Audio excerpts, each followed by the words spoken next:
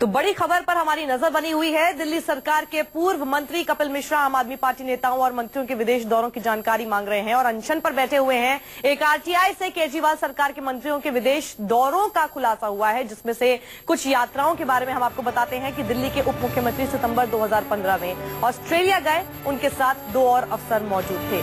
8 दिन के टूर पर 11 लाख रुपए से अधिक खर्च हुए। मनीष सिसोदिया ने मार्च 2016 में लंदन की यात्रा की, जिसमें 12 लाख रुपए से अधिक खर्च हुए। सितंबर में ही सत्येंद्र जैन और आशीष खेतान 3 दिनों के मैनचेस्टर टूर पर गए, खर्च हुए 7,83,000 रुपए। मई 2016 में मनीष सिसोदिया ने बर्लिन यानी जर्मनी का दौरा किया, जिसमें 7,44,000 रुपए खर्च हुए। उसके अलावा मुख्यमंत्री अरविंद केजरीवाल सितंबर में रोम यानी इटली गए और उनके साथ सत्येंद्र जैन भी मौजूद थे। खर्च हुआ था करीब 16 लाख रुपए। तो जिस आरटीआई के लिए मुहिम की तरह कोशिश की गई थी उसे लागू करने की, उसी आरटीआई से अरविंद केजरीवाल और उनके तमाम मंत्रियों और नेताओं के बारे में जानकारियां प्राप्त हो रही हैं। हमारे संवाददाता वरुण सिन्हा हमारे साथ मौजूद है। वरुण, और क्या क्या जानकारी मिल पा रही है? कोई और भी नेता है जिनके नाम है?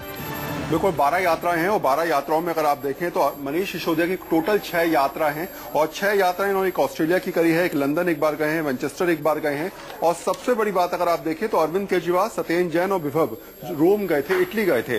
विभव का जाना अपने आप में सवाल उठता है कि आखिर मुख्यमंत्री के साथ तीसरा व्यक्ति क्यों जा रहा है और इसमें करीब 16 लाख रुपए खर्च हुए हैं। तो ऐसे करीब मान के चलिए करीब 1 करोड़ से ज्यादा रुपए खर्च किए गए हैं 12 यात्राओं। और वरुण, ये सारी यात्राएं हुई भी बिजनेस क्लास में होंगी?